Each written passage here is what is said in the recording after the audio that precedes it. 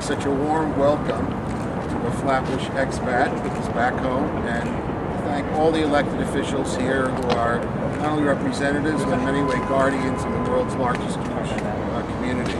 But we're here on the steps of City Hall to bring back an issue that we all know about, every one of us here, whatever our ethnicity or religion. We have two give-ins, unfortunately, in the FBI statistics released every year, with the exception of the 3 months after 9/11. Every single year, when it comes to race-based hate crimes, unfortunately, African Americans are and remain the first target of, I think it's 70% in 2014. Nobody wants to be at the top of that league. And incredibly, despite our relatively small numbers in the American population, nearly 57% of the hate crimes based on religion in the U.S. in the last reported year by the FBI are American Jews. That's about 4 times the number of victims within the Muslim community. Of course, we love to eliminate the list and live in a different kind of world, but the world we live in today, unfortunately, is one that is rife with hate. One of our projects is called Digital Terrorism and Hate. We monitor online the incredible spike in terrorism-based hatred of minorities around the world, including Jews. Anybody who questions whether there's something like called Islamophobia, just touch it, check in with Mark Weitzman, my colleague here, Michael Cohen, our online project, and what goes on the internet every day in terms of fueling hatred is deeply, deeply disturbing. This year, 2015's list could have been the top 100, the top 1,000. We did not even include France, we didn't include Scandinavia, we could have gone on and on, but we chose 10 examples that we think give us a snapshot of the disturbing trends, the realities and the trends that are out there. Number one, as my mentor and boss, the founder of the Rosenthal Center, Rabbi said a few weeks ago, you have to identify what the core is for this incredible surge, not only in Europe and not only online, but worldwide. Unfortunately, it is Islamist extremism. That is a sad truth, and it's reflected also in the top 10. In our neighborhood in Southern California, we recently had the San Bernardino terrorist attacks, and understandably, for days and weeks after that attack, the question was, how did this young man become radicalized?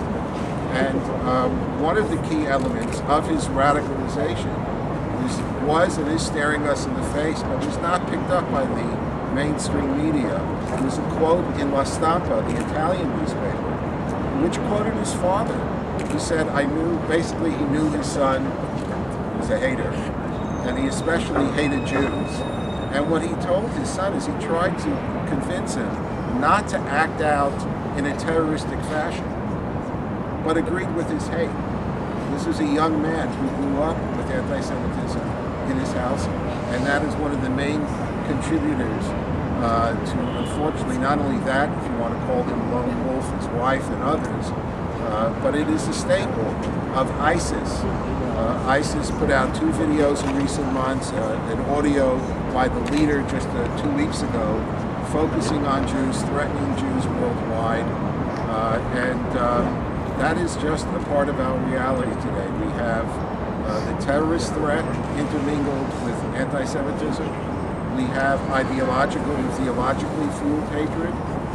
There's a lot of hate that's out there. So the top of our list actually was the quote from the father of the San Bernardino bigot and racist. Although they're not listed, I believe, till number 6. Unfortunately, the deal that was cut with Iran by the P5+1, which people in favor of that nuclear deal said things will get better with Iran. Nothing is improved. You have now the Holocaust denial cartoon contest is back, the constant existential threats against Israel, and we know what just happened the last few days with our own sailors. But bringing it back home also, as the chairman mentioned just a few minutes ago, the situation on America's leading campuses, including many campuses right here in New York. There is a growing sense of intimidation. They're having physical attacks, and that is fueled mostly by extreme anti-peace and anti-Israel activists from the so-called BDS campaigns that seek to demonize Israel. And again, jet fueled by the hate that is expressed online. And I must say that overall, that the people who are in charge of ensuring an intimidation-free campus everywhere, from Brooklyn College to UCLA and everywhere in between, unfortunately, most of the people in charge of our universities have not lived up to their responsibilities to see to it that all minorities, that all groups and all individuals on campus live in an intimidation-free environment. And that's why you see U.S. campuses on such a high level. One last example that I'm going to give, because we can go through, of course we can talk about Europe, sports venues, we were all talking before, what's your favorite team?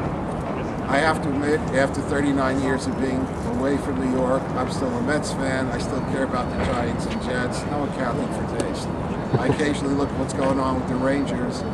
In Europe, the religion of Europe is soccer or football. And the extremists know that. They use the arenas to stage anti-black, anti-gay, anti-Semitic chants and attacks, knowing that they have tens of thousands of people right there in the stadium, and sometimes will make it into media coverage as well. That is a reflection of attitudes that's extremely dangerous. Some of the great sports stars of Europe have tried to do their share by standing against it, but it is a reality that we have to deal with. And one last question about how deep does the historic and sometimes irrational hate of Israel run still in the Middle East, with so many failed states and Christians being persecuted in so many of the countries. If you just take a look at number 9, I don't know how many of you travel a lot. I do. The two airports I try to get to as least as possible are JFK and Heathrow. Not because the people there aren't nice, but it's extremely crowded. There are people who would give their right arm for an opportunity to fly their airlines from Heathrow to New York, who make a lot of money. A few months ago, an Israeli businessman went online to try to buy a ticket from Heathrow to JFK on Kuwait Airlines. And when it came to put in your passport, it kept kicking you back until he found out that Kuwaiti Airlines won't allow Israeli nationals on their airplanes. And we had a clash of cultures and laws. Kuwaiti law says you can't do business with an Israeli. U.S. law says you can't discriminate based on nationality. So what did the government of Kuwait do? They canceled. They gave up their London, New York slot, which is worth millions of dollars, just to ensure that they would not have to allow an Israeli to occupy one of their seats. So we have here an incredible range of issues with hate. I just want to emphasize one last point. We have the great New York Tolerance Center here. We have some training of correctional officers this morning going on. We have the Museum of Tolerance in LA. We know one thing, that anti-Semitism is the world's oldest hate. We can't defeat it without having a coalition of people who aren't Jewish to stand with us. I grew up in this city, Soviet Jewry and other issues.